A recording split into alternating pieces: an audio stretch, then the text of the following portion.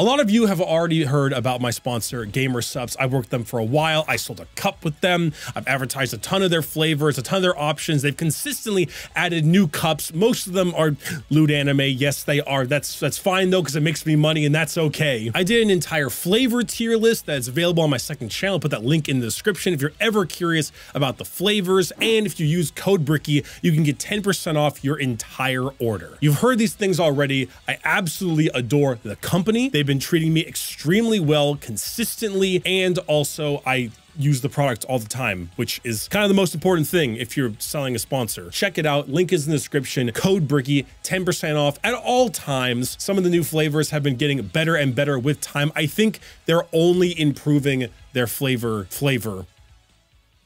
And you know, the more I can push, the higher chance we have of your boy maybe having a flavor. Just saying. Description, code Bricky, 10% off. Let's talk LVO. Hello, everybody. My name... Oh, that was bad timing. My name is Bricky, currently experiencing chronic lower back pain after 6 games of Warhammer 40k. I'm 6'3". Tables are not very high. I do a lot of leaning. I currently have COVID. Not kidding. I was diagnosed about 3 days ago. I am on my antibiotics and the whole thing, but the work doesn't stop. Ironically, I got COVID from the Las Vegas Open, which was unsurprising. You know, it's a gigantic event full of people in Vegas. So, I mean, I knew the risk I was running into, but just a little ironic. Anyway, welcome back to Las Vegas, my friends. The Las Vegas Open has returned and is the largest Warhammer tournament in the world. Now, I have ventured out to the middle of nowhere to compete, not for prizes, not for glory, but to answer one question. Who would win? 6 separate, full-sized armies that can shatter planets with their firepower alone?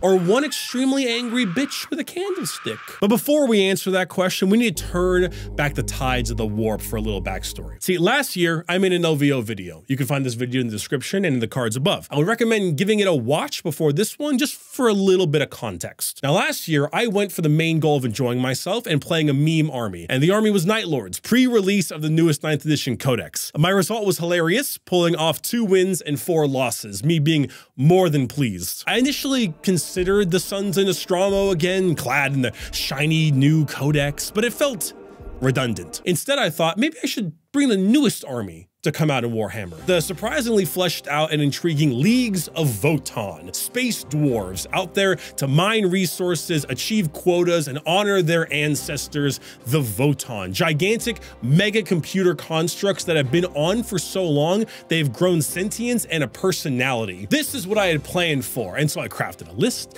built an army, and played some practice games as the Greater Thurian League. And the games, they went like this. Okay, so I see your Chaos Knight, and I give him a judgment token, so hits of 6 auto wound him. I'm gonna spend 1 CP to give him another token, so that's 5s. And since I'm Greater Thurian League, it counts as +1, so it's 4s to hit auto wound you. Okay, I'm gonna roll my Magna Rail rifle, and okay, got a 4, so it hits, it auto wounds, it ignores invul saves, and it's AP 4, so you don't get a save. D3 plus 3 damage, 5 damage. Okay, here comes 3 more shots. And you know, that just wasn't fun. That just wasn't fun. Not for me, not for my opponent, not for God. It just wasn't fun. I wanted something different, something interactive. So I thought, why not do the tried and true, my favorite faction in the game, the Sisters of Battle. It used to be Imperial Guard, but listen, I'm down bad. I'm down bad for faith. Sisters are also the army I know in and out, every which way. So I went to work decoding a list. But many of you know me and know that I like to win my own way. The standard for Sisters is a special order called Bloody Rose. Clad in bright red, the army has a tendency for excessive violence. More than normal, shockingly enough. Bloody Rose are melee specialists and have the ability to increase the amount of attacks they get and how hard those attacks hit. It's by far the best sub-faction for Sisters, and it's the one you take if you want to win. But I want to win on my own terms. And you know, I didn't bring Night Lords last year because I was trying to win. I've always seen Bloody Rose as a bit boring and a bit of a crutch that elevates players that shouldn't really be doing as well as they are. Because it's not that hard to take a cheap unit of Repentia, Miracle Dice them into a knight, and watch them kill the knight. Their buffs are so static. You just get them. I want to have flexibility. I want to have choice. I want conflict. So I chose my favorite order, the Order of the Ebon Chalice, the original order with their patron saint, Alicia Dominica, that cut down Doge Van Dyer's tyrannical rule and his wiki feat. Now, sisters gain a special sacred right every game. Often the one you pick is 6s generate additional hits in melee. Now I get to have 2. And sisters can do special things to generate dice that they can substitute for rolls in the future. This is called miracle dice. With this faction, I can discard one and turn the other one into a 6 for some pretty big brain plays. So I decided my list will focus on the 3 M's: mortals, meltas, and miracles. Mortal wounds out the butt, meltas where I can stick them, and miracle dice, and more miracle dice. You guys ever been to the state fair? Do they have the juicies at yours? They have the slogan that's just like branded into my brain. It's like, if your belly button is gnawing at your backbone, come on into Juicies. We got what'll cure you. And at the end, they have this thing where it's like, and to quench your thirst, we have lemonade, and more lemonade. Miracles. It made me think of that. It's the old state. So the list, it came down to this: Ephrael Stern, the heretical saint; Canoness, Morven Vol; the Triumph of St. Catherine, my favorite model in the game; 2 barebone squads of battle sisters, novitiates with flamers; Celestian squad, 7 women with a multi-melta; Dogmata, 2 squads of Repentia, 110, 1-4; 2 crusaders; a Dominion squad with storm bolters; Seraphim squad with hand flamers; Zephyrim squad for stab; 2 squads of retributors, multi-meltas across the board, and simulacrums; and rounding it all out, 1 more retributor squad with heavy flamers. But this is just me listing the list for you to understand the 3 M's, but the piece, the true linchpin of this list is the Canoness. She was my baby. I called her the Candlestick. Now, this is gonna be confusing, but allow me a second. The Canoness can purchase point upgrades. The most popular is called Word of the Emperor. It gives a fight last and ignore invul aura, that whole stuff. Screw that. We're talking the Righteous Judgment. This allows her to shoot at characters despite them being bodyguarded with Lookout Sir. And for every wound roll of a 6 in shooting, she does a mortal wound in addition to damage. I then provide her with a relic weapon, the Annunciation of the Creed. This is a witch-seeking bolt gun that can fire a silver stake, adept at killing psychers of all kinds. If this bolt lands, even if it doesn't do any damage, just wounds, it does 3 mortal wounds in addition. Now, let's amp it. We give her Beacon of Faith, a special trait that gives her 1 free miracle dice in my turn that only she can use, but can use in addition to the one I'm normally allowed to use. But I'm Ebon Chalice, which lets me turn that dice to a 6 if I discard another. The Triumph of St. Catherine, you know, the coffin dance, allows me also to turn a dice to a 6 once per battle round within 6 inches. Now that 6 would be very handy to automatically wound a psyker and then do 3 + 1, because it's a 6, so 4 mortal wounds like that. And then they need to take a save against the real damage, which is armor penetration 2 and 2 damage. But we're not done. We give her the Brazier of Holy Fire, a flame weapon that she can only use once per game, but you roll a dice and that's how many shots you get. You hit automatically, but when you roll to wound, every single 4 or higher roll is a mortal wound, and then the attack sequence ends. That means every 6 is 2 mortal wounds. But we're not done. There is an Ebon Chalice stratagem to extend the range of flame weapons by 4 inches. I checked, the Brazier is classified as a flame weapon. I mean, it's the Holy Fire, it makes sense, but I want to double check. That makes it a 16-inch range weapon, but it also does mortal wounds on 4s or higher to a cap of 3. But we aren't done. For 2 more command points, we can maximize our shots, so we don't have to roll the number. We can get a full 6 shots from the Brazier. A full 6 shots that do mortals on 4s, then mortals on 4s again to a cap of 3, then additional mortals for 6s, and then we have the anti-psyker stake and bulk on top of that. The Candlestick. Oh, I was frothing at the mouth. I was drooling with this idea. Oh my God, I was so excited. I felt like I discovered some hidden tech that, while not be extremely practical, had some serious teeth to it. I mean, if I want to do the full thing, it costs 3 CP, but I also took the Warlord trait that Ebon Chalice has that refunds CP on a 5, so in reality, it's more like 2 CP. And so my list was finalized. My painting was done the best I could with the time I had, and it was time to get packing. So LVO is an event run by Frontline Gaming, or FLG. FLG are arguably the most popular and common event runners in the business of Warhammer 40k, as well as a Sigmar, Kill Team, so on. This year's LVO boasted an enormous amount of players. I think over 1,000 or just near 1,000 for Warhammer 40k, but also a ton playing Sigmar, Horus Heresy, Kill Team, so on. But some just kind of come by and treat it like a mini convention. There are places to buy exclusive miniatures, as well as tons of booths from various creators. Creature Caster are there. Titans were showing off their new terrain. There are even painting master classes. Hell, Duncan Rhodes, the man, is even there doing painting. Now I, Bricky, can be considered a little slow sometimes, little dumb. So I forgot to sign up for LVO. But I reached out to FLG and they were bros and caught my ticket for me because they liked the last video I made, wanted me to make another one. Joke's on them. I was gonna make this video anyway. Thanks for the $150. But now it's Thursday morning, and as someone living in SoCal, it's time for me to make my drive over to Vegas.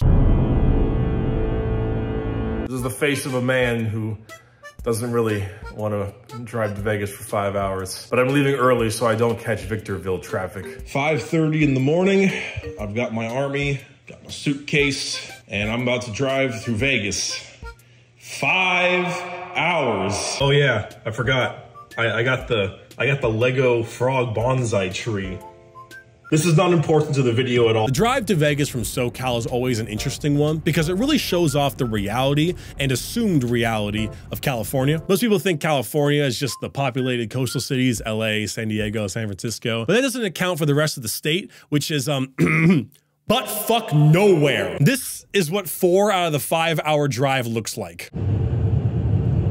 Fucking nothing. You're only in Nevada for about 30 minutes of that drive once you hit like Prim. Howdy, partner. Prim Slim at your service. Yeehaw! And oh, you get to drive through such beautiful cities such as Barstow, Yermo, Victorville. It's Victorville. I sure do f***ing hate Victorville. And let's not forget the brilliant town of Baker, California, the gateway to Death Valley. Come stay at the Royal Hawaiian Hotel. I did. I walked around it for quite a bit. I'd come back with a few friends to do a little abandoned place searching, but I'm pretty sure I'd step on a heroin needle. I know this has nothing to do with LVO, I'm sorry, but I drove up to Mammoth Mountain a lot growing up, and the difference between stopping in like Lone Pine and Big Pine and Bishop. Shout out to Shat's Bakery, by the way. Shout out to Shat's Bakery, best sandwich of my life. It's staggering compared to the Vegas drive. They don't even have Gus's really good fresh jerky. They have alien jerky. They do have Eddie's World though. If you're ever going to Vegas from like SoCal, go to Eddie's World. Eddie's World's cool. Anyway, LVO is held at the Rio again this year. Now, if you remember from my last video, I don't like the Rio. It's off the strip and just isn't the highest caliber of hotel. Now, last time we were winding down hard from the pandemic, so half the restaurants and the like were closed. Those restaurants were open now, and it made a little difference. It was easier to get food, didn't have to DoorDash to the hotel like last time, but it's still kind of a mediocre place. Thing is that the Rio is kind of a necessary evil. I've heard whisperings that basically every other hotel charges double or more for venue rental that the Rio does. And to even have a feasible LVO in general, this is what we gotta stick with, which isn't ideal, but I mean, I'll suck it up if it means getting to play. I originally was gonna room with Demeki, but in his own words, I wanna jerk off alone and utilize my own cuck chair. He got his own place. I splurged a bit for the fancy one. I may have gone a little overboard. Hey. There's a tub in here. Oh, no. Oh, it's all just for me. I've gone a little overboard. So I meet up with the boys, get a first look at the booster setting up. You can kind of see the show floor, everything, all the tables getting ready, all the terrain being set up. And also, if you didn't know, you get to see the LVO reveals first before anyone else. All those new reveals that happened on the day of LVO, we get to sit down, there's a big old audience, big old crowd. It's a lot of fun. But we have a big day tomorrow, so it's time to turn in for the night. All right, it's like 7:15 in the morning. I don't need to be up this early, but I'm up this early anyway. So they put together placings on the app pretty quickly, but then you can like go there, set up your army, get it all out of your box and stuff, which there's my box. And yeah, it's Friday, it's day one. So to make sure I have everything, I got my objective mats. These are just the little guy ones. We actually sell these on the merch store. You can find that in the description. Hell yeah. We have my lucky gold dice. Come on, baby. Oh shit, I just used this for first turn rolls. It's funny to me. I don't remember who got me this, but it gave me a, oh shit. Oh, that's right. We have the dice box where you can roll dice in. This is my Miracle Dice store. This thing I actually got from Etsy a while back. And so you can just fit whatever Miracle Dice you have just in the little slots. I don't remember exactly where I got this from, but it's really fun. And you just put this in the back so it can stand up. Sisters of Battle data cards in case I need them. Tape measure, and I have a spare just in case. Pen, codex, and sheets are both in the box. And then, you know, just bag of dice. Small dice for wound counters as well, because you always want like a wound counter dice. Smaller bag of dice for Miracle Dice. And then, of course, the piece de resistance, Twerking Among Us dice. On the 6, it's a Twerking Among Us. I'm sure no one will have a problem with that. These are also available on the merch store. I'm just saying, okay, it's on the description, orchid8.com. Look at them, look at them, look at them. So then I mosey my way down for game 1. Now, find a new rival. Blood Angels. Each of my opponents' lists can be found in the description if you'd like to see them. This one was a very classic Blood Angels murder list. We're talking Dante, Sanguinary Priest, tons of Sanguinary Guard, Death Company, Whirlwind, Assault Centurions, the whole jazz. Turn 1 goes to him, and I deployed my Morven Vault aggressively, you know, to try to get some shots off with the missile launcher and all that. But then he pre-game moves his Death Company, gives them every buff known to man, charges Morven Vault, and kills her turn 1. This was the most fuck around and find out moment of the entire tournament. I could have screened her. I just didn't think she would die like that. Turns out that when you give 5 Death Company full rerolls to hit, Assault Doctrine, Thunder Hammers, and +1 to hit, I think was the other buff, and they run at something, it dies. Oh, it dies hard. Nah. Every buff knows the man. So, bad start for me. Every other turn after that, though, was a lot of back and forth of him sending units to kill my stuff and me sending units to kill his stuff. Every time his Sanguinary Guard touched me, I evaporated, but I was able to screen out my backfield to keep him away and dump a various amount of units into his backfield to annoy him and pull all of his forces. His melee power was intense, but so was my mortal wound damage. Every Sanguinary Guard squad that hit me was removed in my turn. He also took Psychic Interrogation with Inquisitor Greyfax as a psyker. I'm sad I didn't have Celestine. Now, I warned him of the insane deny power of Sisters, but it was considered more of a, well, what other secondaries do I have as an option type thing. After scoring it twice, I snuck 4 Repentia into him with reserves, Miracle Dice to charge, and proceeded to shred Greyfax to bits, stopping him from scoring that anymore. LVO is also played during the Nephilim meta, not the Arcs of Omen one, so secondaries had not been changed yet, leaving Sisters with 3 incredibly strong secondaries. So long as I held one objective, did a few actions, and spent a lot of Miracle Dice, I was getting over 10 points on each secondary easy. But how about my Candlestick? Well, I didn't find any good characters to kill, running theme here, so she settled for single-handedly deleting, oh, I don't know, 8 separate Sanguinary Guard in one go. She would sometimes get locked in combat and I would fall her back, use a stratagem to shoot and knock out a few more. At the end, most major melee units had died and I was 2 ahead in scoring. I won round 1, 95 to 67. A really great start to the day. But after the game, something gnawed at the back of my head a little. I felt like I did something wrong, so when I went to get lunch, I looked something up and realized I made an error. Judgment of the Faithful, 1 CP. Adeptus Sororitas core unit can fall back and shoot. Well, I claimed to know Sisters in and out, I screwed this up in our game. I was falling back and shooting my Candlestick and probably killed another 2 Sanguinary Guard by using that. This actually made a good learning lesson for me to tell all of you though. This mistake of mine wouldn't have made me lose the game, and he would have probably scored another 4 points or so on primaries, considering it was around turn 4 or 5, I believed I used the stratagems. But in game 2, I found him and told him my mistake. 1, because I wanted to apologize to him because, of course, it was my error. But 2, it's important that if you ever make a similar mistake, that you own up to it as quick as you can, because you don't want the opponent to feel like something was off, look it up, and see you made the mistake and assume that you were maybe having foul play or cheated. So if you're ever in a situation where you realize you messed up, find your prior opponent, apologize, let them know. He was cool with it. We both agreed it wouldn't have changed the game, and we continued to game 2. Now, find a new rival. Goth Orcs. This is a Goth pressure list with only a single kill ring, kind of surprised me, but has a ton of Beast Snaggers, Gretchen Commandos, Squighog Boys, some transports, and Gazkul Thraka himself. Goth pressure is a list I love fighting because win or lose, everything dies. It's one of the orkiest lists out there. Not like those old freebooter lists that just spammed artillery when orcs first came out. This is full on, load up on big, angry orcs, run at you really hard, and see if you can handle it. Unfortunately for orcs, we had a really bizarre terrain setup on this one. The big piece in the center of the field is moved by the person who gets the first roll off, which was me, and the remaining terrain was actually quite sparse, and I was able to get a really good initial movement that didn't give him a whole lot of options for placing terrain. The entire place was huge and firing lanes, and the orcs were going to have to show themselves well in advance before fighting. If memory serves, I believe he got turn 1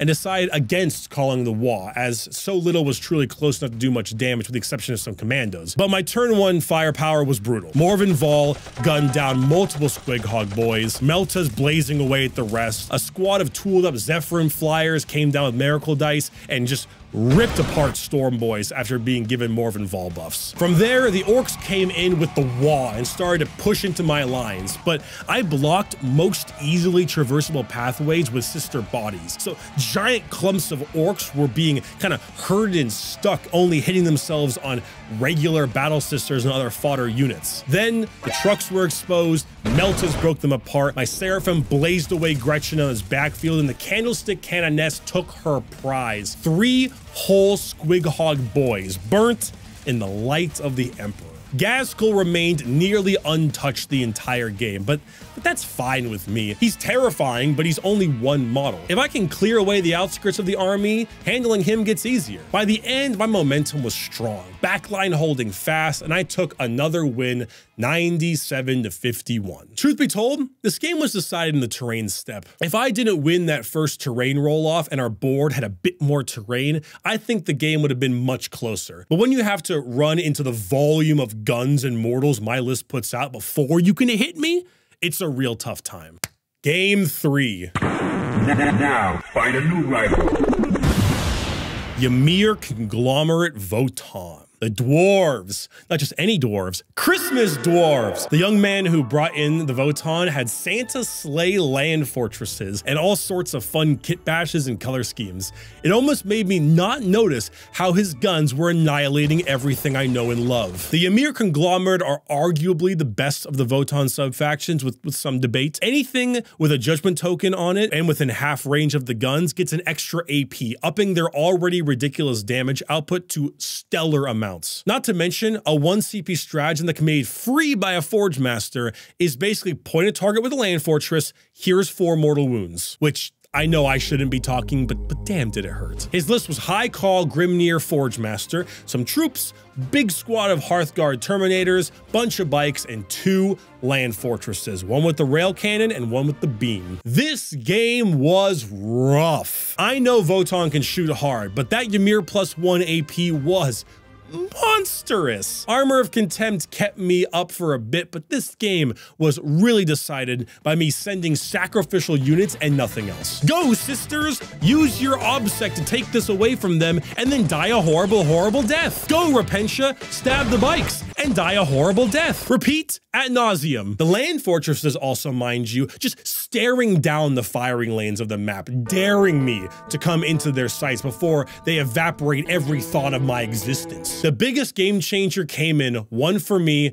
and one against me. The one against me I thought was the end of the game. I decided to charge my 10 Repentia into a land fortress to stop it from shooting the rest of my army and maybe hurt it a bit. He overwatches, which I expected, but he gets very little. Then he rolls his Magna Rail Rifle, and he gets a 6 to hit. If you don't know, the Magna Rail Rifle on a 6 to wound deals splash damage and it carries over. He rolls to wound. He gets a 1.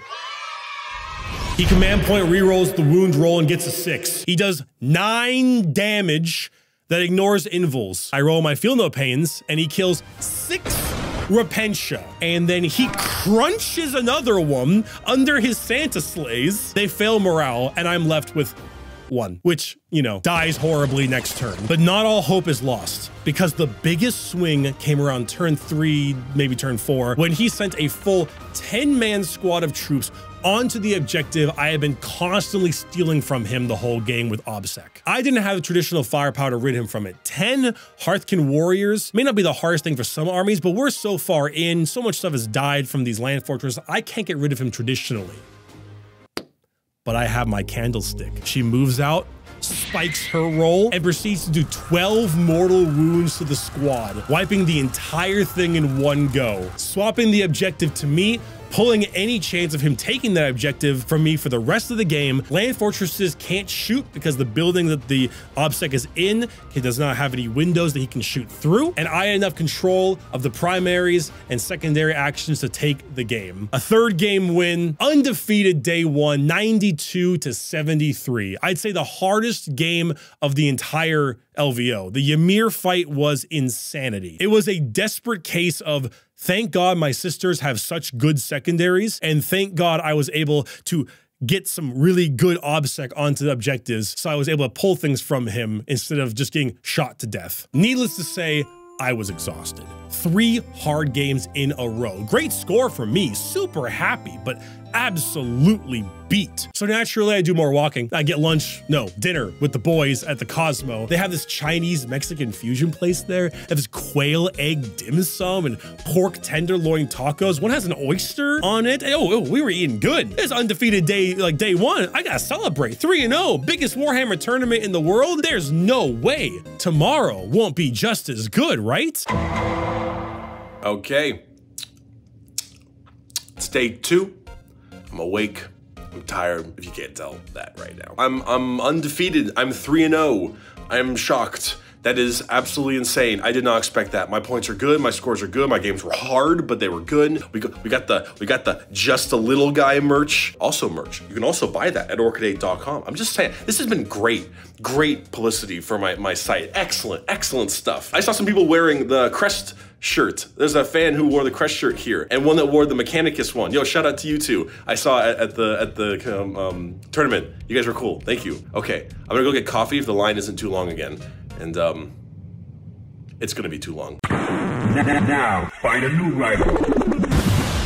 Creations of Bile, Chaos Space Marines, and Tzeentch Flamers. This was definitely the game where I saw the list and I just said, yep. That's it for me. We're talking Demon Prince, Dark Apostle, Master of Possession, some cultists, giant 10-man Terminator brick with the Black Rune of Damnation, 2 other 10-man Chosen bricks, some bikers, and then a few Tzeentch characters, along with 2 squads of 5 flamers. Basically, everything in this list was tailor-made to kill me, and almost everything in this list got nerfed after LVO, or before LVO, you know what I mean. The Flamers with the proper buffs dump damage at exactly strength 6, which wounds my sisters on 2s. Creations of Bile get +1 strength, +1 inch to their movement, and fight on death. So sending people into him was mutually assured destruction. He moved real quick, had an advance and charge stratagem, and most of his guys were swinging also at strength 6, wounding me again on 2s. He rolled up onto my objectives, and at first it didn't seem too bad. He killed some of me off, but I was able to kill a ton of flamers and 9 out of his 10 chosen turn 1. However, he spent 2 CP to auto pass his last chosen, rezzed him with a Master of Possession, and started swinging back, and then swinging on death. I then massively misplayed the placement of some sisters, and a squad of flamers killed my entire Dominion squad and Retributor squad, both of them. 12 whole models gone with 1 Flamer squad's worth of firepower. My Candlestick did take her pound of flesh though, burning holy fire into 4 whole chosen and 1 stray cultist.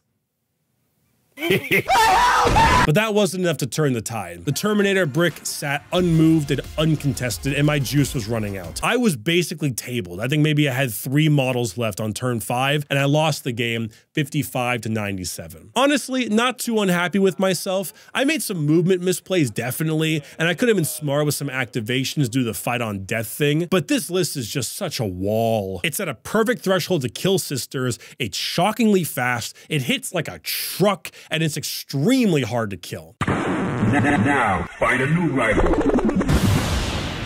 Word bearers. Chaos again. The word bearers, like two sides of a coin, my sisters and his word bearers. Awesome to see them being played, as I found a whole lot of respect for them after reading the first Heretic book. This word bearers list was chunky, but in a different way. Abaddon led the pack, along with a Terminator, Chaos Lord, Dark Apostle, Master of Possession, some cultists, the 10-man Terminator, Brick, Black Rune, Jazz, we all know. 2 squads of 10 possessed. A word bearer's favorite, of course, Venom Crawlers, and a Master of Executions. A truly run at you and murder you with hideous creatures in the name of the dark gods, oh also Abaddon's here kind of list. After deployment, I get first turn and able to pick apart a few possessed from 2 squads in the beginning, but my main goal is positioning. He isn't as fast as Bile, so much like my orc opponent, he needs a turn to get to me first. My turn 2 is absolutely crushing. My full firepower of Multi-Meltas, Blessed Bolts, Morven Vol, and so on come down and reduce a possessed squad from 10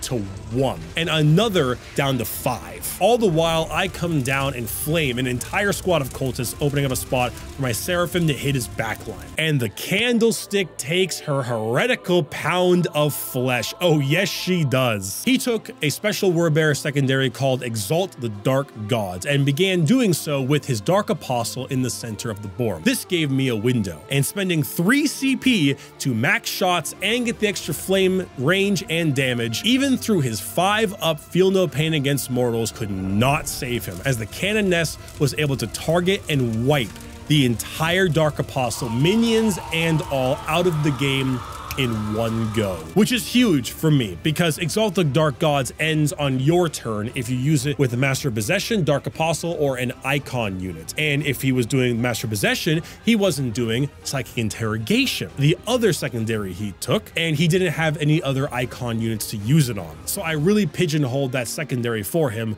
despite the fact that he actually scored it all 5 times anyway. But he returns in kind, beginning to use what he has left to just rip up my Obsec and various chaff infantry from me. Then tie up quite a lot of the rest in like this massive bloodbath in the center. Candlestick dies, but her purpose was fulfilled, whatever. But his character ball is really becoming an issue. Chaos have some great characters and they were killing all of my stuff. But what truly ended this game was actually just not staggering kill priority. See, he took Psychic Interrogation and Rise to Glory. Now, Psychic Interrogation, I warned him about, Sisters, the whole thing, and like in game 1, he was only able to actually get it off 1 time and get 3 points from it. But Rise to Glory is a special secondary where Chaos Space Marine characters need to kill other big things. It's like big prey for the Dark God, so it's characters killing characters or vehicles or monsters. Unfortunately, that caps at 5 a battle round. And turn 3 was so monumental, maybe it was turn 4, doesn't matter. He killed off every single one of my characters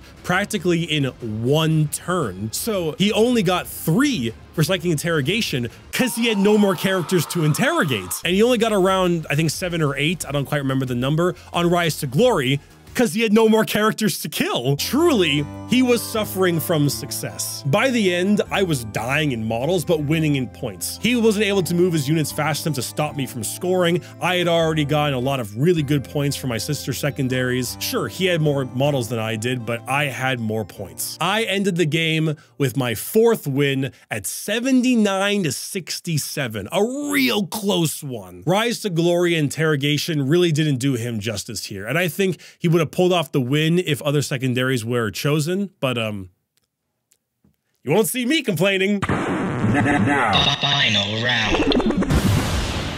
Gene Stealer cults. Lastly, we had game 6. I wasn't able to take any foes this one because I was just so exhausted. Game 6 is always one of the most exhausting. The best players are 5-0, and we aren't the best players. So this is really just the game for fun. But it's the fun game where you're tired as hell, your legs hurt, your throat sore from talking, and you start thinking about investing into a knight's army so your games are over an hour faster from now on. My last game was against Gene Stealer cults, an army I have had extremely little experience playing against.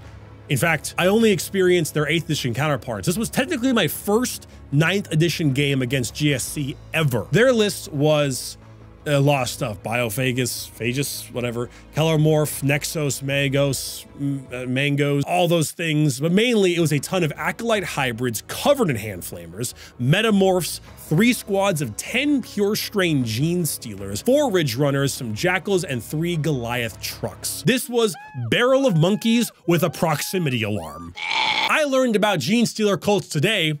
Oh yes, I did. I learned what they could do to my unprepared anus, and what they can do is something I cannot show you on YouTube. Turn 1, pure strains hop out of the battle bus and just kill 2 whole squads of sisters, and guess what? They just get put back into reserves after killing me. That's a thing they can do, apparently. Then the Ridge Runners just start blasting me as crossfire markers are being thrown everywhere. And I'm screaming my head off, not knowing what the hell's going on. I'm running around in circles. Then more Steelers hop out of the battle bus, start cranking 90s all over my head, deleting more of my OBSEC, and somehow surviving my Zephyr reprisal. They're in the goddamn walls! I yell as Acolytes appear from behind me with hand flamers and torch my Repentia. Then a bunch of mining workers on motorbikes decide to take a cache of demolition charges and throw them in the face of a High Lord of Terra. My Candlestick does take her own though. 3 CP and a bit of hot rolling. Has to rip apart 2 full Ridge Runners and damaging another, doing a total of 17 mortal wounds. That was lovely to watch. But no, this was a slaughter. That my opponent was desperately trying to go easy on me so I can score more points. Using such excuses as, oh, I coach players and we teach not pushing it while you're ahead, and out of respect, and it's the final game of the day, in which I said, Kill me, I'm here, kill me! I'm fine with getting obliterated. Obliterate me, please. It helps me learn how to fight from behind. Great guy to play against. He taught me a lot, both game-wise and Gene Stealer cult-wise, but it was easily my biggest loss of the tournament. He ripped me a new one. Second loss, 97 to 46. 97 to like 25, more like it. He was being nice. But 4-2. I'm really happy with that. I have only gone 4-2 once before in my life at a tournament that ironically was also with sisters. Absolutely stoked. So stoked that I said goodbye Vegas, hopped in my car and drove home that night. I got home at 1:15 a.m. that morning. Listen, there are some pleasures in life I can't express in words, and one of them is falling asleep in your own bed after 6 hours of Warhammer. Okay, there's nothing like it. Overall, I'm just really pleased. My performance felt good, my list felt good. I could definitely change some things and make a few cuts here and there, but for what I was going for, it was great. My Candlestick was such an MVP, probably winning me multiple games, especially the Votan of Wordbearers one. Her kill count was 6 Sanguinary Guard, 3 Squighog Boys, 10 Hearthkin Warriors and a Terminator, 4 Chosen and a Cultist, and oh god, Dark Apostle in his entirety, and then 2 Ridge Runners and damage. That is a ludicrous amount of damage done by that character. I am so pleased. I have never once gone 5-1 in a tournament before, but I have one coming up in Irvine, California in early March, so maybe I might find a way to pull it off then. I might make a little recap video about that too, but that'll be on my second channel, Bricky episode 2, if you want to find that out. Link in the description, not here. That's my second LVO done. A huge shout out to all the fans I met at LVO. All of you were respectful, waiting until I had a stopping point or during my opponent's movement phase to say hello,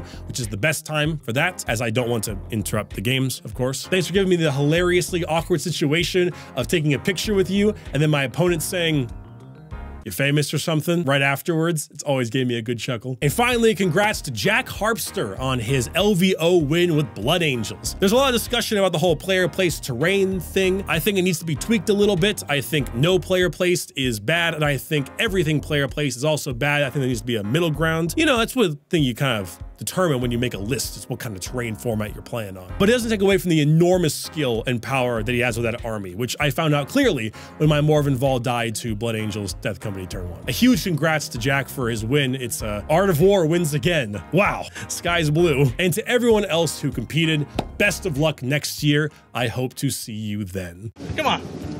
Obviously, you're a skater.